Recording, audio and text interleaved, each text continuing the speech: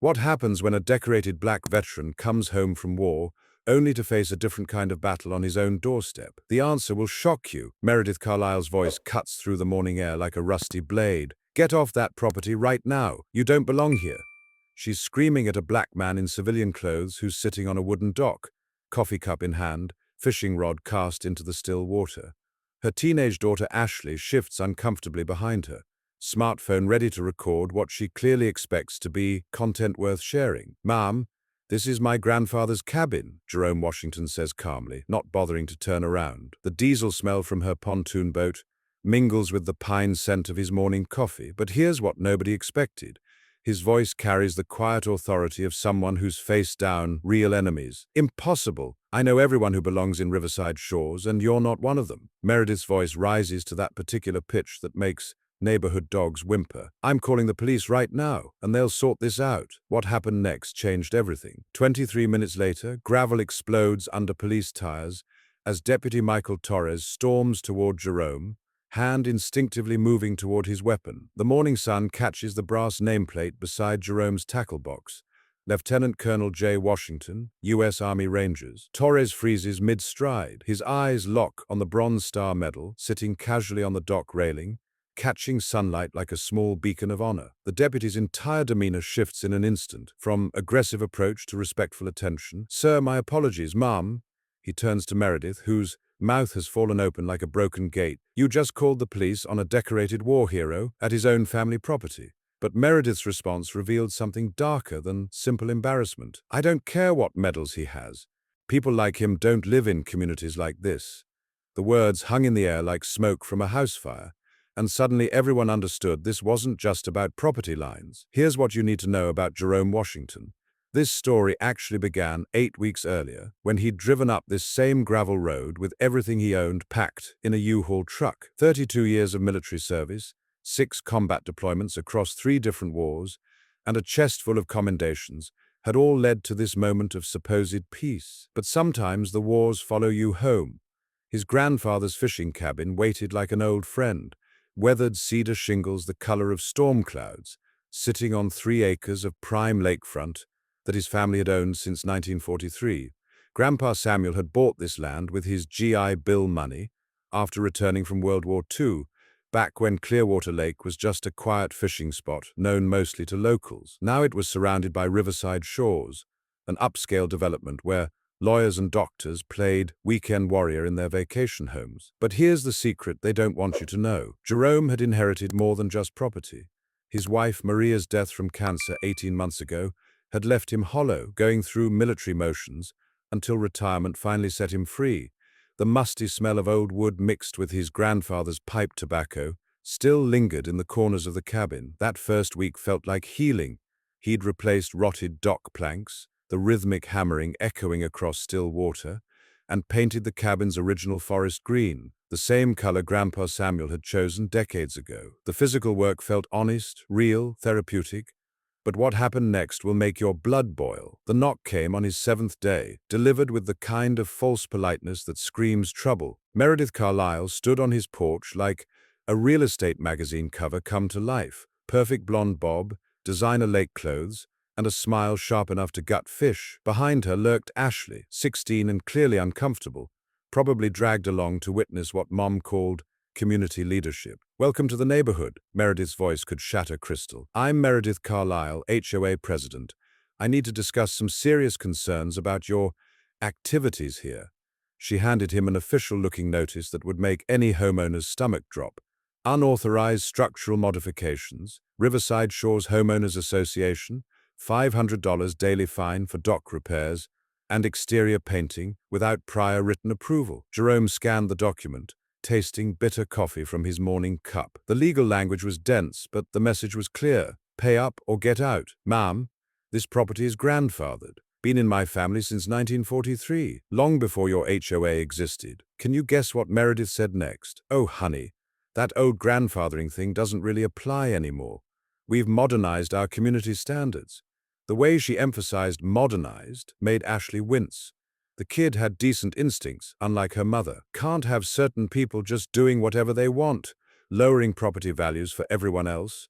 The way she said certain people hit Jerome like cold water. This wasn't about paint colors or dock repairs. This was about something much older and uglier than HOA violations. The fine starts immediately, Meredith continued with predatory confidence. Of course, if you found this community wasn't quite the right fit for your lifestyle, I do have clients looking for lakefront properties. Prime development potential. Jerome felt that familiar calm descend. The same feeling before walking into hostile territory overseas. Voice steady as granite. I'll be keeping the cabin, ma'am. We'll see about that. Her mask slipped for just a second, revealing something cold and calculated underneath. Then the realtor smile snapped back into place. Come along, Ashley. As they walked away, Ashley glanced back with an apologetic expression that said she understood exactly what her mother was really doing. Good kid trapped in a bad situation. That evening, Jerome sat on his dock, watching sunset paint the water gold, loons calling across the lake with the same sound his grandfather had loved. Maria's voice whispered in his memory, "Some battles choose you, Jerome. Question is whether you're still willing to fight them." Here's what the experts won't tell you about HOA warfare. It's not about rules and regulations. It's about power, territory, and who belongs where. Jerome pulled out his phone and photographed the violation notice. Old habits from 32 years of dealing with military bureaucracy. Document everything, trust nothing, prepare for war. His neighbor, Agnes Kowalski, waved from her deck next door. Sweet Polish grandmother, probably 78 years old, living in her family's original cabin since the 1960s. She'd brought him pierogi that first day, shared stories about his grandfather's legendary fish fries, and how Samuel Washington had been the first to welcome her immigrant family to the lake. "Everything all right, dear?" Agnes called out, her voice carrying the wisdom of someone who'd seen enough battles to recognize the start of a new one. "Just getting acquainted with the neighbors, Agnes." The old woman's expression darkened like storm clouds. "That Carlisle woman been bothering you? She's been a plague on this community since she moved in 5 years ago. Forced out the Martinez family last year with her HOA nonsense, claimed their children were too loud, their music too ethnic. There it was, the pattern Jerome had been sensing. In Afghanistan, you learned to spot systematic campaigns versus random incidents. This was starting to smell like ethnic cleansing, suburban style. The next morning brought a surprise visitor who would change everything. A county inspector with a clipboard and the bewildered expression of someone called out for the bureaucratic equivalent of chasing ghosts. "Mr. Washington, I'm here about unpermitted dock modifications." Jim Rodriguez gestured at the perfectly reasonable plank replacements with the confusion of a man investigating a crime that didn't exist. "Honestly, sir, I'm scratching my head here. This is basic maintenance, maybe $50 in lumber." Across the lake, Meredith sat in her white Mercedes like a discount spy, telephoto lens trained on the crime scene. The morning sun caught her windshield, creating rainbow flashes that would have been pretty if they weren't so pathetic. "But here's something that will make you sick. Who filed the complaint?" Jerome asked, already knowing the answer but needing it on record. "HOA president. She's called 6 times this week about your property alone." Rodriguez lowered his voice conspiratorially. "Dock repairs, exterior painting, even claims your American flag violates size restrictions. Between you and me, I served 2 tours with the National Guard. Is that a Bronze Star on your tackle box? Bronze Star, Purple Heart, Distinguished Service Medal, Afghanistan, Iraq, Somalia." Jerome's voice carried no pride, just fact. The inspector's whole demeanor shifted like a switch being flipped. "My nephew served with the 82nd Airborne. Thank you for your service, sir." He glanced meaningfully toward Meredith's surveillance operation. Mom might want to do her homework before picking fights with decorated veterans, but some people never learn. "Are you ready for the shocking truth about what happened next?" Meredith was doubling down harder than a gambling addict at their last table. That afternoon, her Facebook post appeared in the Riverside Shores Neighbors group. "Safety alert, newcomer displays aggressive, threatening behavior toward community leadership. Refuses to follow established guidelines that protect our property values and children's safety. Concerned parents should be vigilant." The post had 3 angry face reactions, and 1 comment from someone's grandmother, asking what constituted aggressive behavior. Ashley had apparently liked it by accident, then quickly unliked it, the digital equivalent of a Freudian slip that suggested even a teenager could see through her mother's tactics. By evening, Meredith had escalated to filing a noise complaint that would make anyone's head spin. The sheriff's deputy who responded looked around the peaceful lakefront setting, like he'd been called to investigate a unicorn sighting. Someone reported construction noise during business hours, Deputy Martinez said, consulting his notepad with visible skepticism. You doing any hammering, sir? Replaced 3 loose deck boards around noon, basic maintenance. The deputy's radio squawked with actual emergencies. Domestic disturbance downtown, possible break-in on Elm Street, real police work that actually mattered. Well, that's perfectly legal during permitted hours. Sorry for bothering you, sir. What I'm about to show you next will expose the truth about suburban warfare. After Martinez left, Jerome sat on his deck planning his counterattack with the methodical precision that had kept him alive through 6 combat deployments. In the army, he'd learned that bureaucratic warfare followed predictable patterns, like enemy movement you could track and counter. His old sergeant used to say, "When they come at you with paperwork, son, you better have better paperwork." That's when Jerome remembered something from his divorce attorney years ago, HOA transparency laws that most people never knew existed. Any homeowner could demand complete financial records within 10 business days. Most corrupt boards folded immediately when faced with actual scrutiny, because daylight was the best disinfectant for shady dealings. But here's the secret that will change everything. While drafting his records request that night, Jerome installed security cameras around his property. Not just any cameras, but military-grade surveillance equipment that could capture details most people would miss. The gentle whir of motors adjusting focus reminded him of base security systems, familiar, reassuring sounds of protection and preparation. Agnes arrived with apple strudel the next evening, cinnamon and butter scents mixing with pine needle air that carried the promise of autumn. "Your grandfather would be grinning ear to ear," she said, settling into his porch rocker with practiced ease. Samuel never backed down from neighborhood bullies either, especially the ones who thought they could push around military families because of skin color. "Tell me about these other families Meredith pushed out," Jerome said, recognizing intelligence gathering when he saw it.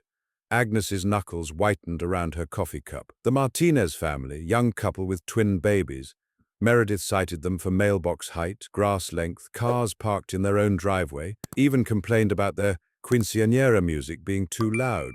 Buried them in fines until they sold for half market value. The pattern was crystallizing with military precision. Anyone else? Elderly Kowalskis on Pine Street. No relation to me, despite the name. She claimed their bird feeders attracted vermin. $200 daily fines until they couldn't afford groceries, let alone legal fees. Had to move to that terrible assisted living place downtown. Jerome recognized the tactical approach now. Systematically target vulnerable residents based on age, race, and economic status, overwhelm them with bureaucratic harassment, force financial capitulation. Classic asymmetric warfare, civilian edition. But Meredith had made one crucial miscalculation that would cost her everything. She'd engaged someone who actually understood how to fight dirty and win. Here's what happened next that nobody saw coming. The following morning, Ashley jogged past during Jerome's coffee ritual, her pace slowing as internal conflict played across her young face like storm clouds gathering. "Morning, Ashley." "Hey, Mr. Washington." The kid looked like she was carrying the weight of family secrets that were eating her alive. "I'm really sorry about my mum. She gets intense when she thinks someone's challenging her authority." "Not your responsibility, kiddo." Ashley glanced around nervously, making sure they were alone before dropping her voice. "Since Dad left 2 years ago, she's been different. Angry all the time, constantly talking about this huge development deal that could set us up for life. Something about clearing obstacles from prime lakefront properties. And there it was. The real motive hidden behind all the harassment. This wasn't personal prejudice, though that was certainly part of it. This was business, systematic and calculated. She keeps spreadsheets on her laptop," Ashley continued, her teenage conscience finally overwhelming family loyalty. Names, addresses, what she calls demographic assessments, military families, elderly people, minorities, anyone she thinks won't fight back effectively. Bingo. Systematic discrimination with paper trails and financial motives. That afternoon brought Meredith's predictable response to Jerome's financial records request. Denied. Frivolous harassment of volunteer HOA leadership. Wrong answer, lady. Jerome immediately filed a state oversight complaint, his fingers remembering the rhythm of military efficiency. His grandfather had taught him patience while fishing, Sometimes you wait all day for exactly the right moment to set the hook. Want to know the secret that changed everything? The cameras captured it all now. Every violation notice delivery, every surveillance drive-by, every late-night reconnaissance mission Meredith thought was covert. Game on. 3 days later, Meredith called an emergency HOA meeting that would become the talk of the entire county. The community center smelled like burnt coffee and desperation as residents trickled in, most looking confused about what constituted an emergency on a Tuesday evening. Meredith had dressed for battle. Power suit, freshly blown hair, the kind of smile that could sell swampland to tourists. She'd positioned herself behind the podium like a general addressing troops before a doomed campaign. "Thank you all for coming on short notice." Her voice carried that particular pitch that made neighborhood dogs hide under porches. "We have serious security concerns to address regarding recent violations of community standards that threaten our property values and family safety." She clicked through a PowerPoint presentation that would have made corporate middle management weep with pride. "I'm proposing emergency rule amendments requiring pre-approval for all property modifications, regardless of so-called grandfathered status." The room shifted uncomfortably. Most residents had grandfathered properties. It's what made Riverside Shores special, the blend of old lake families and newer development.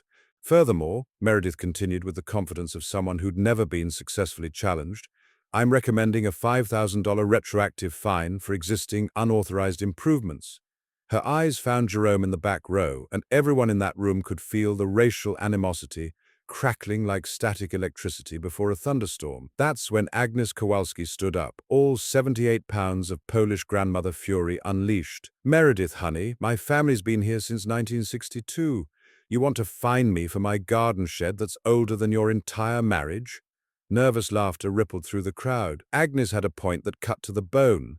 Half the properties had unauthorized improvements dating back decades, but here's something you've never seen before. Jerome had done his homework with the thoroughness of someone who understood intelligence gathering.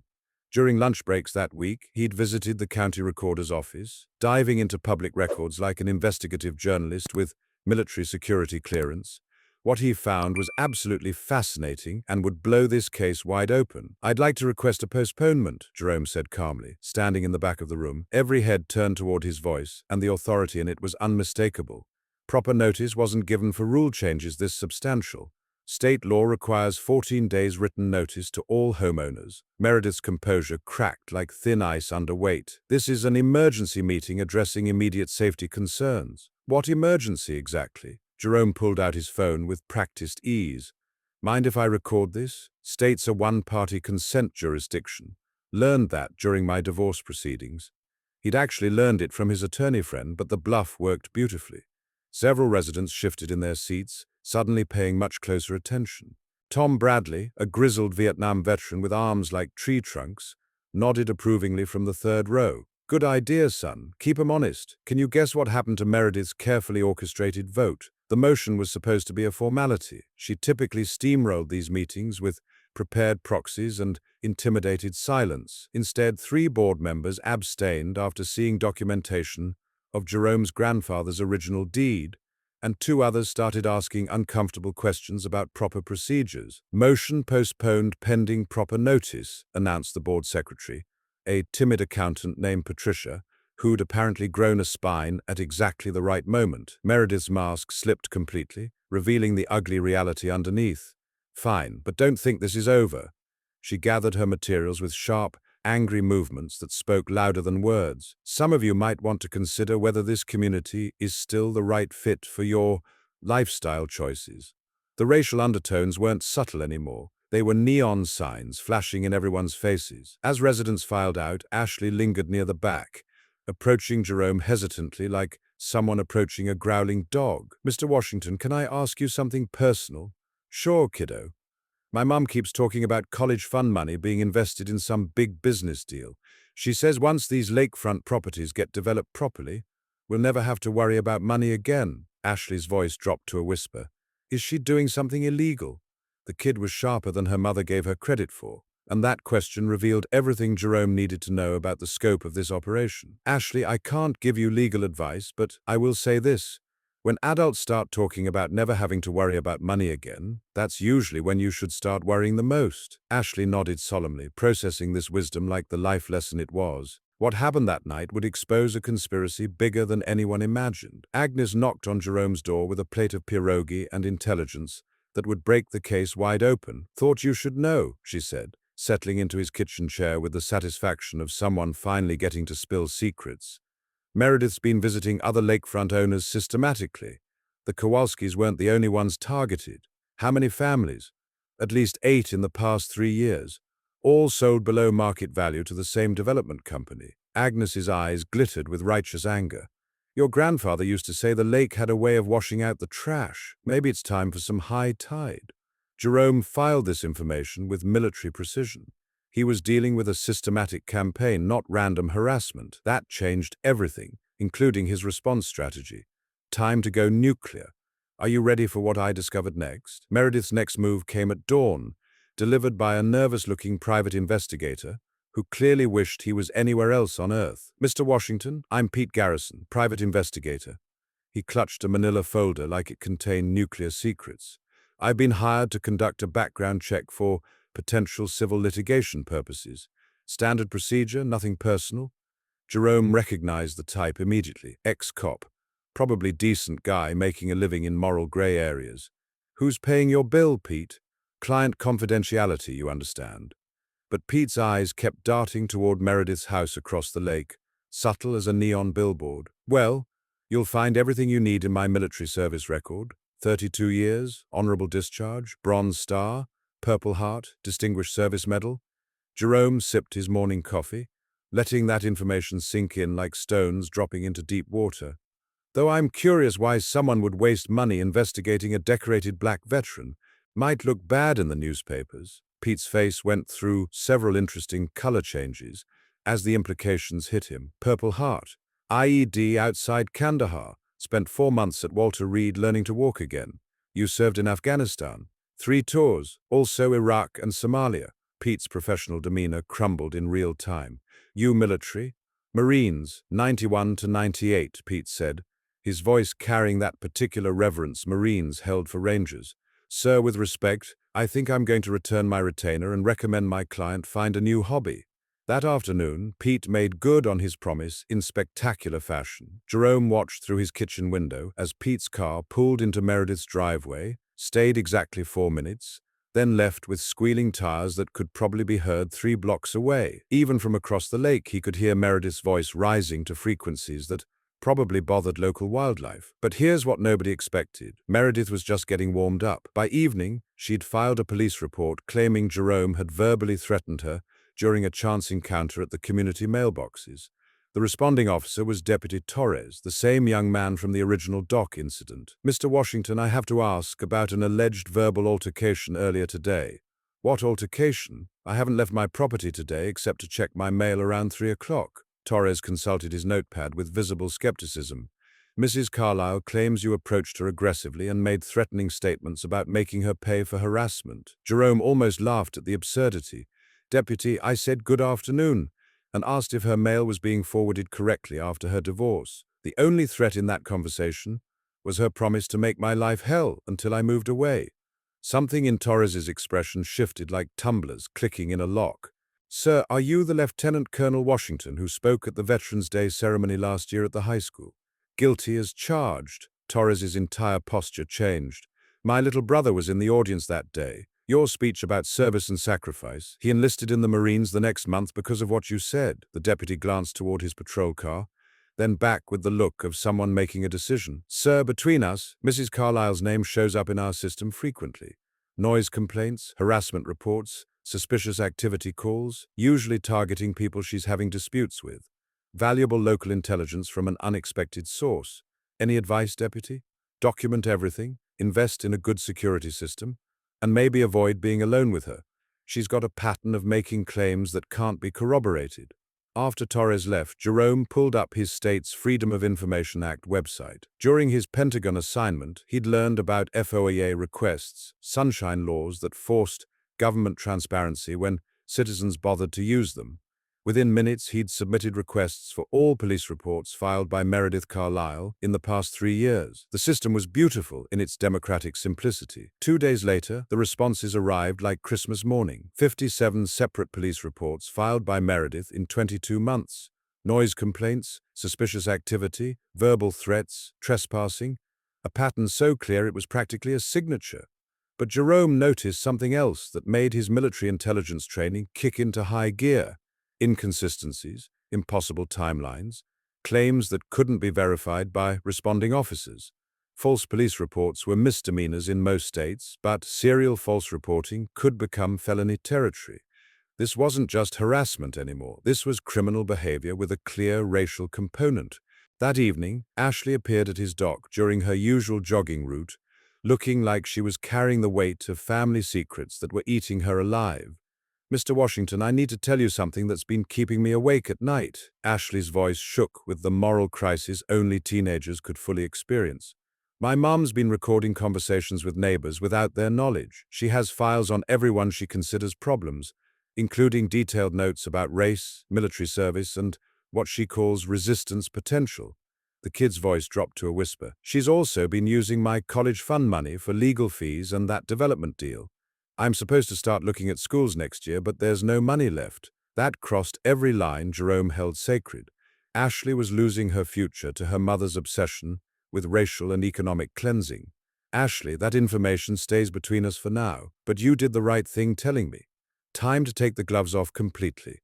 What I'm about to show you will expose the entire conspiracy." 3 days later, Ashley showed up at Jerome's cabin at dawn, clutching her phone like evidence in a murder trial. The kid's hands were shaking, not from cold, but from the moral weight of what she was about to do. "Mr. Washington, I can't sleep anymore. I keep thinking about those families my mom forced out, and now she's doing the same thing to you, but worse because—" Ashley's voice cracked with teenage anguish. "Because of the racist stuff she says when she thinks nobody's listening." "What kind of stuff, Ashley?" "She calls you people who don't belong in civilized neighborhoods. Says military service doesn't change what you really are." Ashley was crying now, tears of shame for her mother's hatred. "I recorded something last night. My mom was on the phone with someone called Mr. Chen. The recording Ashley played would become federal evidence within a week." Meredith's voice, crystal clear. "The black veteran is being stubborn, but I can handle him. Same playbook as before. Harassment complaints, violation fines, make life unbearable until he sells." Chen's response carried the cold calculation of systematic discrimination. "Timeline's critical, Mrs. Carlyle. We need those 3 lakefront properties cleared by spring for development. Your commission depends on results." "Don't worry," Meredith's voice held ugly confidence. "I've forced out 8 families already using HOA pressure combined with targeted complaints based on demographic profiles. One stubborn black veteran won't be a problem." The recording continued with chilling detail about shell companies hiding Chen's identity, how they'd manipulated HOA rules to target specific ethnic and economic demographics, and how they'd corrupted a county assessor to inflate property taxes on undesirable residents. Ashley's face was pale as moonlight. "There's more." She keeps spreadsheets on her laptop, names, addresses, income estimates, what she calls vulnerability factors. Military families, elderly people, minorities, single parents, anyone she thinks won't fight back effectively.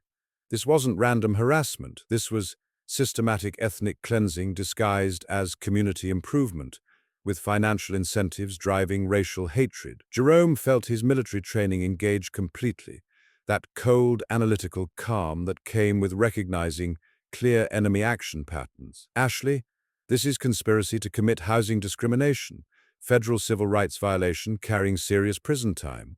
"I know. I looked it up after I heard the recording." Ashley's voice carried adult weight now. "My college fund money that she invested in Mr. Chen's company, it's gone, isn't it?" Jerome couldn't lie to the kid. "Probably, sweetheart. These development schemes usually collapse when someone starts asking hard questions." They sat in heavy silence, watching sunrise paint the lake gold, while Ashley processed the reality that her mother wasn't just difficult, she was criminal. "What do I do now?" "What your conscience tells you is right." Ashley nodded slowly, decision crystallizing in her young face, with the kind of moral clarity that gives you hope for the next generation. "I want to help you stop her, not just for you, but for all the families she destroyed." That afternoon, Agnes arrived with devastating intelligence and homemade cookies that couldn't quite mask the bitter news she carried. "Talked to Elena Martinez yesterday," Agnes said, settling into the porch rocker with the weariness of someone who'd seen too much injustice. "She and Roberto were that young couple with the twin babies. They're living in a trailer park now, both working 2 jobs to pay off legal fees from fighting Meredith's harassment. The human cost was staggering when you added it all up. How many others? The Kowalskis are in assisted living, can barely afford their medications. The Rodriguez family moved to an apartment complex downtown. Kids had to change schools mid-semester. Agnes's voice carried old pain that had been festering for years. 8 families destroyed so far, all to clear prime lakefront for rich developers' vacation homes. Jerome felt something shift inside him. The same feeling from Afghanistan when you realized civilian casualties weren't accidental collateral damage, but deliberate targeting of innocents. Agnes, I need you to contact those families. Tell them there might be a way to get justice and compensation. You think so? Federal housing discrimination law doesn't have a statute of limitations for ongoing conspiracies. If we can prove systematic targeting based on race, age, military status, and ethnicity, Meredith and her developer friend are looking at serious prison time plus millions in damages. That evening, Ashley returned with her mother's laptop password and a USB drive full of evidence that would make federal prosecutors salivate. The kid had chosen her side in this war, and she'd chosen justice. As Jerome scrolled through Meredith's files, the scope of the conspiracy became crystal clear. This wasn't just about Riverside Shores. Chen's company had identical operations in 4 other lakefront communities across 2 states, all using the same HOA harassment tactics, combined with systematic racial profiling. They were running a criminal enterprise worth tens of millions of dollars in forced property sales, with racial discrimination as a key component of their business model. Tomorrow, Jerome was going to start tearing it down with military precision. Want to know what happened when the hunters became the hunted? The next morning, Jerome's cabin transformed into a command center that would have made his old intelligence officers proud. Maps covered his dining table, legal documents stacked like ammunition, and his grandfather's rotary phone started ringing with calls from unexpected allies who'd heard through the veteran network that one of their own was under attack. Tom Bradley arrived first, Vietnam veteran baseball cap slightly askew, carrying coffee strong enough to wake the dead, and righteous anger that had been simmering for decades. Heard through the grapevine you're taking on the neighborhood racist, Tom said with the satisfaction of someone finally getting to fight back. Count me in, son. About time someone with combat experience handled this situation. Behind Tom came a parade of supporters Jerome hadn't expected. Elena Martinez drove up from her trailer park with a box of documents. Every harassment letter, every bogus fine, every threatening phone call Meredith had made during their ordeal. We kept everything, Elena said, spreading papers across Jerome's coffee table with the methodical precision of someone who'd learned not to trust the system. Roberto said I was crazy for saving all those violation notices, but something told me we'd need proof someday. Agnes arrived with Polish determination and a contact list that read like a small-town phone book. Called my church prayer circle, the senior center book club, and my nephew, who's a paralegal in the city. Word spreading, dear. By noon, Jerome had assembled what his old sergeant would have called a coalition of the willing, united by shared experience of Meredith's systematic harassment. Ashley sat cross-legged on the floor, laptop open, downloading her mother's files onto encrypted drives, with the focused intensity of a teenager on a mission. The kid had inherited her father's IT skills, thankfully. Mr. Washington, Ashley said without looking up from her screen, I found her client communications going back 4 years. She's been targeting families based on what she calls demographic vulnerability assessments. Single mothers, elderly residents, military families with PTSD, immigrants, Black and Latino families, anyone she thought couldn't fight back effectively. The systematic nature was breathtaking in its evil efficiency. Jerome had seen ethnic cleansing operations overseas that were less organized than Meredith's suburban campaign. His phone rang, Colonel Sarah Martinez from Military Legal Assistance, returning his call with the urgency of someone who understood exactly what kind of fight this was. Jerome, good to hear your voice. Heard you're dealing with housing discrimination with racial components. More like a full-scale civil rights violation with organized criminal conspiracy elements, Sarah. I'm sending you files that'll make your hair curl. Already got preliminary review from your local American Legion post. This looks federal. Systematic targeting of protected classes, conspiracy to defraud, possible RICO violations if multiple communities are involved. Her voice carried the particular satisfaction lawyers got when facing clear-cut villains. "I'm connecting you with DOJ Civil Rights Division. They live for cases like this. Here's what the experts won't tell you about community organizing. It's like military logistics, just with more casseroles and fewer guns. You need clear objectives, reliable communications, and people willing to do unglamorous work for the greater good." Elena Martinez became their civilian casualties coordinator, tracking down displaced families and documenting financial damages with spreadsheet skills that impressed even Ashley. Current damage estimate is approaching $3.8 million in forced below-market sales, Elena reported, reading from her laptop screen. "That's just the families we've contacted so far." Ashley discovered the financial smoking gun around dinner time when she found email chains between her mother and someone named Deputy Assessor Williams. They'd been coordinating timing. Williams would raise property taxes on targeted families right before Meredith started her harassment campaigns. "Look at this," Ashley said, pointing to her screen with the excitement of someone solving a puzzle.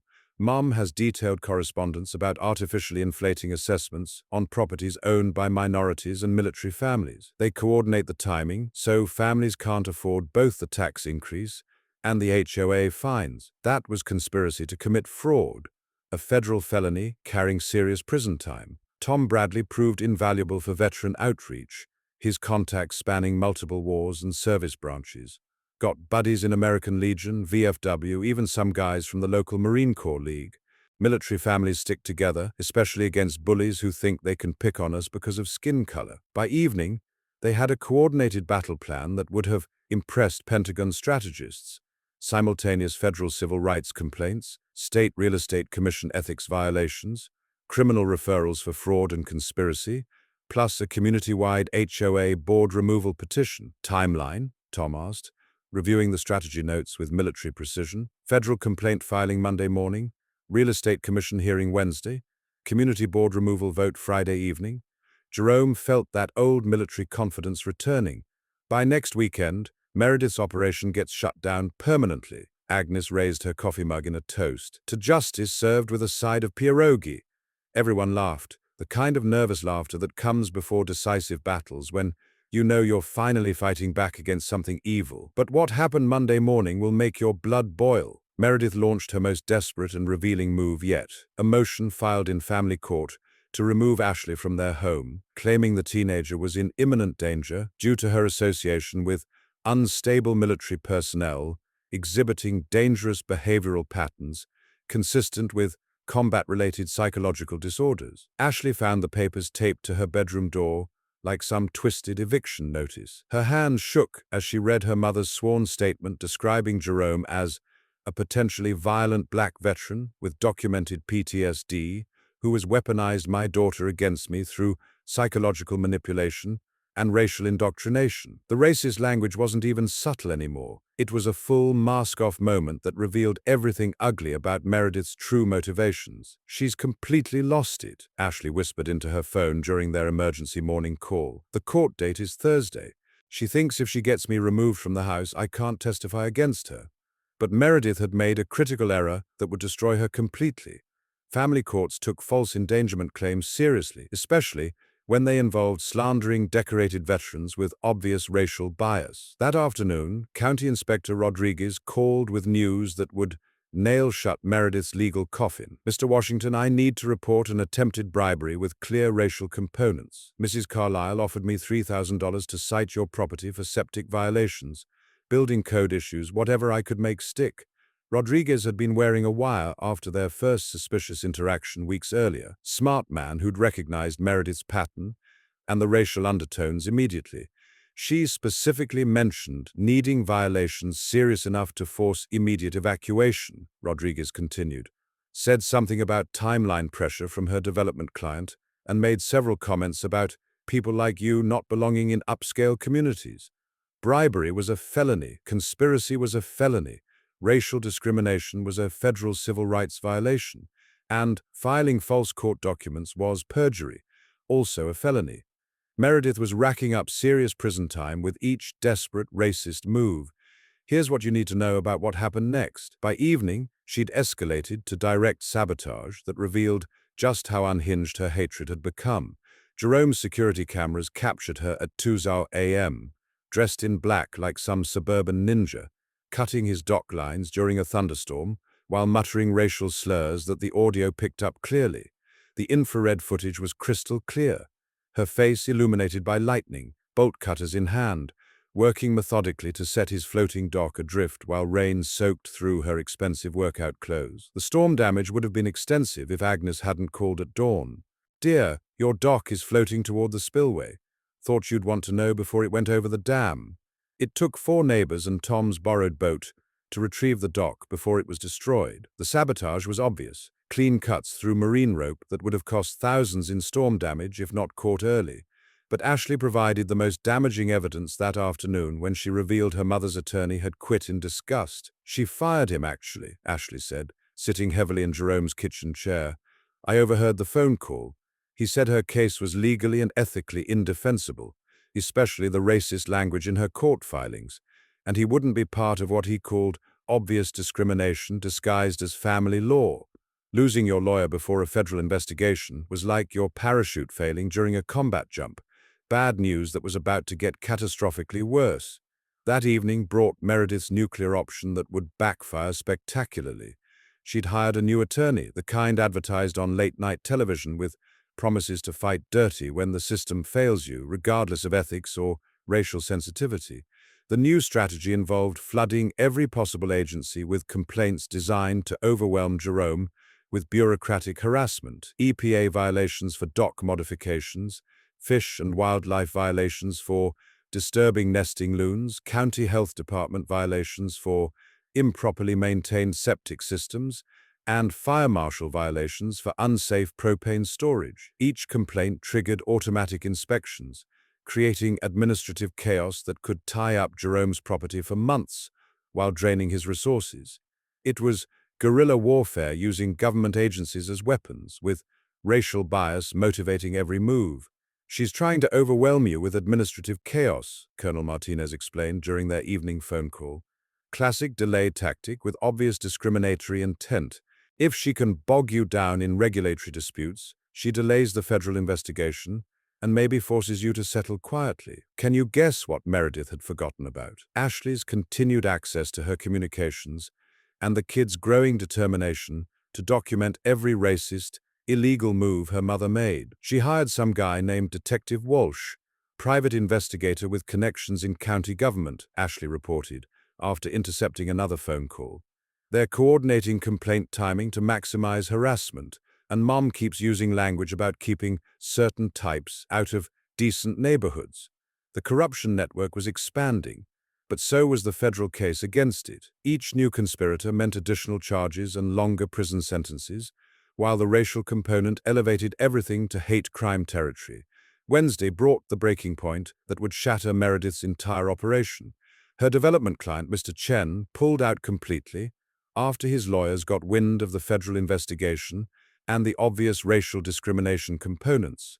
Ashley intercepted the phone call where Chen's attorney informed Meredith that their company was terminating all contracts immediately. "The project is cancelled permanently," Joseph had said. "Our legal department considers you a liability we cannot afford, especially given the racial discrimination allegations that could expose us to federal prosecution." That evening, Meredith's house went dark early. Through his binoculars, Jerome watched her pacing frantically in her living room, phone pressed to her ear, probably calling every contact she had left while her carefully constructed world crumbled around her. Her criminal empire was collapsing. Her financial backing had evaporated. Her own daughter had turned state's evidence against her, and federal investigators were already building a case that would put her away for years. Thursday morning brought Meredith's final, most desperate gambit. A frantic 911 call at 6:47 a.m., her voice shrill with manufactured panic and obvious racial fear-mongering. "I need police immediately. The dangerous black veteran is threatening my daughter. He's outside our house right now with other black men, banging on the door, shouting about making me pay for standing up to their kind." The recorded call would later become prime evidence of both perjury and hate speech. Deputy Torres responded within minutes, finding Jerome peacefully drinking coffee on his own deck, 200 yards across the lake, with Agnes sitting beside him, sharing morning pastries. The morning mist rising from the water made it impossible for anyone to miss the obvious impossibility of Meredith's claims. "Sir, we have another false report from Mrs. Carlyle," Torres said with visible frustration. "She claims you're at her house with accomplices making racially motivated threats." Jerome gestured toward his security camera system, red recording lights blinking steadily in the dawn light. "Deputy, I've got 12 cameras with timestamps showing I haven't left this deck since 5 a.m. And Agnes here can vouch for the fact that we've been discussing her apple strudel recipe for the past hour." Torres couldn't suppress his disgust at the obvious false reporting. "Sir, this is the 9th fraudulent complaint she's filed about you in 3 weeks, most containing obvious racial bias. I'm recommending felony charges for filing false police reports with hate crime enhancements." But Meredith's desperation had reached psychotic levels that would lead to her final downfall. That afternoon, Ashley discovered her mother's ultimate sabotage plan, one so obviously racially motivated that it would seal her fate permanently. "Mum's hired 2 men to plant stolen merchandise on your property," Ashley whispered during their emergency phone call, her voice breaking with shame and fear. "She gave them a laptop and some jewelry she claimed were stolen from good families. They're supposed to hide them in your shed tonight. Then she calls police claiming she saw suspicious black men around your property. The frame-up was amateur hour, but it revealed the depth of Meredith's racial hatred. Any competent investigation would expose the planted evidence immediately, but desperate racists don't think clearly." Jerome coordinated with Deputy Torres to catch the plant in progress. At 11:30 p.m., his infrared cameras captured 2 men breaking into his tool shed while Meredith watched from her car, hiding a laptop and jewelry box behind paint cans. The footage was perfect, clear faces, obvious criminal activity, directly connected to Meredith's conspiracy. Torres arrested both men within the hour, and, under questioning, they immediately gave up Meredith as their employer, probably hoping for reduced charges in exchange for cooperation. But Ashley delivered the most devastating evidence Friday morning, handwriting analysis proving Meredith had forged her signature on the family court documents. "She signed my name claiming I was afraid of you because you're black and unstable," Ashley said, her voice heavy with teenage disillusionment. "I took the papers to my school counselor, who compared the signature to my enrollment forms. It's not even close, and the racial language is obviously Mom's writing style." Forging court documents was perjury, combined with the false police reports, attempted bribery, property sabotage, and now obvious racial motivation throughout. Meredith was looking at decades behind bars. That afternoon brought the financial smoking gun that would destroy any sympathy she might have had left. Ashley discovered her mother owed $127,000 in hidden debts, including loans against the house that were due immediately. "She took cash advances against our mortgage to pay legal fees and invest in Mr. Chen's development project," Ashley explained, scrolling through financial documents. "The money's gone, the investment failed when the racial discrimination came to light, and the bank is starting foreclosure proceedings Monday. The kid was losing her home along with her college fund, collateral damage from her mother's racist obsession with ethnic cleansing. What happened Friday evening will restore your faith in justice." The community meeting transformed into something between a civil rights victory celebration and a war crimes tribunal. Meredith arrived in handcuffs, flanked by federal marshals, facing a crowd of over 300 people who'd gathered to witness the end of her reign of racial terror. Local news crews captured every moment as federal prosecutor Amanda Chen, no relation to the corrupt developer, read a list of charges that seemed endless. Federal charges include conspiracy to violate housing rights based on race and military status, systematic discrimination against protected classes, wire fraud, mail fraud, and racketeering with hate crime enhancements. The crowd's roar of satisfaction shook the building's rafters. Evidence shows deliberate targeting of black families, Latino families, military veterans, and elderly residents across 4 states, forcing below-market property sales through harassment, intimidation, and fraudulent legal proceedings motivated by racial animus.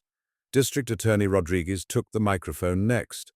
State charges include attempted bribery, filing false police reports with racial bias, perjury, forgery, conspiracy to commit fraud, and aggravated harassment with hate crime enhancements. Mrs. Carlyle faces a maximum sentence of 35 years in state prison assuming federal authorities don't claim jurisdiction first. Then came the community testimony that turned the meeting into an emotional reckoning with years of racial oppression disguised as HOA enforcement. Elena Martinez spoke first, her voice steady despite years of suppressed pain. Meredith Carlisle didn't just destroy my family financially. She targeted us because we're Latino, because our children spoke Spanish, because we didn't fit her vision of who belonged in lakefront communities. Tom Bradley represented the American Legion with military precision. Mom specifically targeted veterans of color, believing our service records couldn't protect us from her systematic racism. She was wrong. Military families of all colors stand together against bullies. Agnes delivered the knockout punch with Polish grandmother fury. This woman poisoned our community with hatred. She turned neighbors against each other based on skin color, destroyed families for profit, and corrupted everything decent about lakefront living. Ashley stood up slowly, her teenage voice carrying across the silent room with moral authority that stunned everyone present. My mother taught me to judge people by their character, not their skin color. Then she became someone who violated every lesson about human dignity she ever gave me. Her voice cracked with emotion that moved hardened veterans to tears. I love my mum, but I can't support racism disguised as community standards. Mr. Washington is twice the person she is, and his character has nothing to do with his race and everything to do with his service to others. The kid's courage broke something fundamental in Meredith. She started crying. Not tears of remorse, but rage and self-pity at being betrayed by an ungrateful daughter who'd chosen racial equality over family loyalty. Deputy Torres provided the evening's most satisfying moment when he formally apologized to Lieutenant Colonel Washington before the entire crowd. Sir, Mrs. Carlisle filed 63 false police reports about you and other residents, most containing obvious racial bias that we should have recognized sooner. The board removal vote was anticlimactic after all the drama.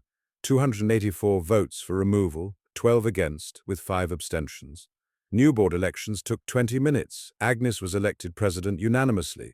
Tom Bradley became enforcement coordinator with a mandate to eliminate discriminatory practices. Elena Martinez took treasurer duties with authority to audit every financial transaction and discriminatory action from the past 5 years. As federal marshals prepared to transport Meredith back to detention, she managed one final racist outburst that would be quoted in civil rights textbooks. You people don't understand. I was trying to protect property values from people who don't belong in decent neighborhoods. Federal Prosecutor Chen's response became the evening's mic drop moment. Ma'am, systematic housing discrimination based on race isn't property management. It's a federal hate crime. Your community standards violated the Fair Housing Act, the Civil Rights Act, and basic human decency. The community center erupted in applause as Meredith was led away.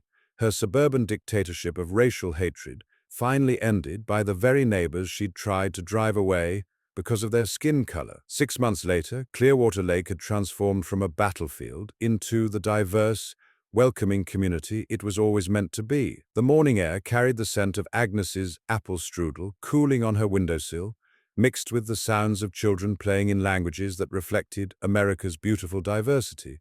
Jerome sat on his rebuilt dock, coffee steaming in the crisp air, watching Ashley practice fly casting with the focused determination of a future civil rights attorney. The kid had come so far from that scared teenager caught between family loyalty and moral conscience. Her mother's guilty plea, 12 years federal prison plus $6.8 million in restitution, had freed Ashley to become the young woman she was always meant to be. Mr. Washington, I got my acceptance letter from Howard Law School yesterday. Ashley's voice carried pure joy as her fly landed perfectly near the lily pads. Full scholarship for civil rights advocacy. Interviews next month. Your courage during the investigation earned that, kiddo. Howard's lucky to get someone with your moral backbone. The community transformation had been extraordinary.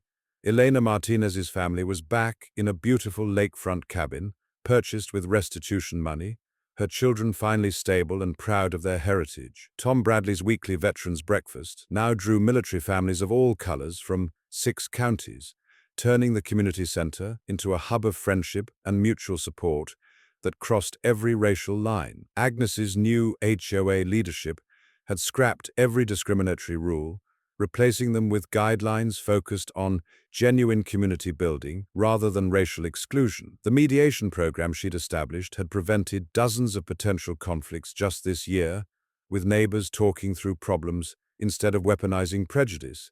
But the crown jewel was the Clearwater Veterans and Civil Rights Scholarship Fund, built from Meredith's forfeited criminal proceeds and designed specifically to help students of color pursue careers in military service and civil rights law. Last month's ceremony had drawn national media attention when Jerome delivered a speech that went viral across military and civil rights social media. My grandfather bought this land in 1944 to build something permanent, not just property, but community where people of all colors could protect each other.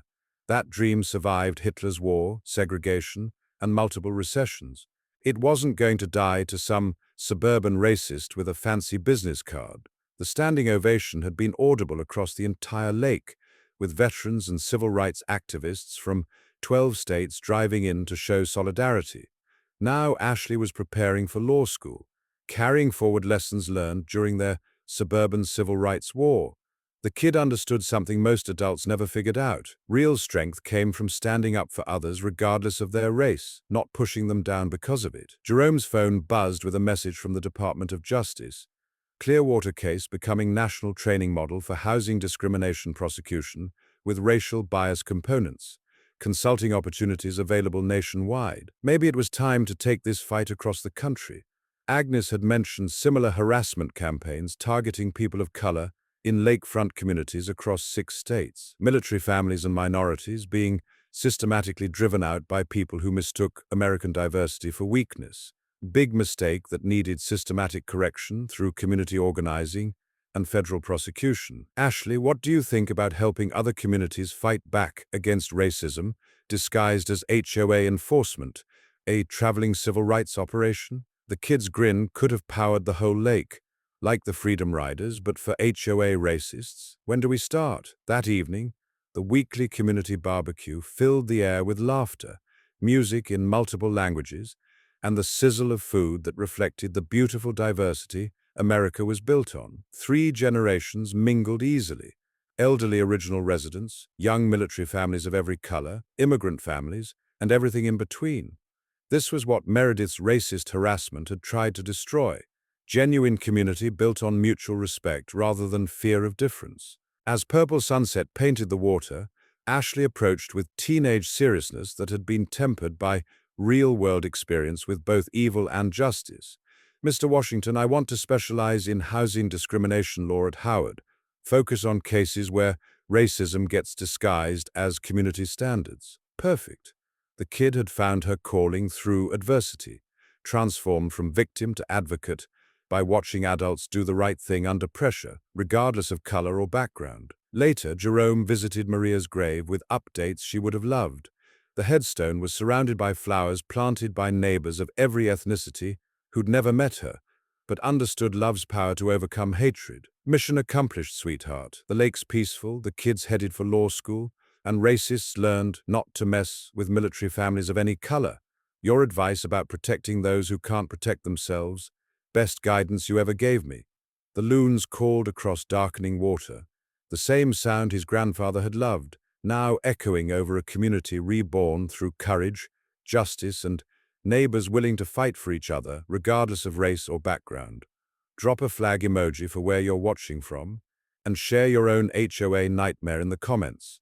Let's help each other fight back against suburban racists who think they can abuse military families and neighbors of color. Subscribe for more stories about ordinary people beating corrupt systems through community organizing, legal knowledge, and good old-fashioned American justice that protects everyone equally. Thank you for watching HOA Stories, where neighbors stand up against racism disguised as community standards, and karma comes knocking on bigots' doors. If this story moved you, hit that like button, share your thoughts about fighting discrimination below, and subscribe for more tales of justice served to those who think skin color determines who belongs in American neighborhoods.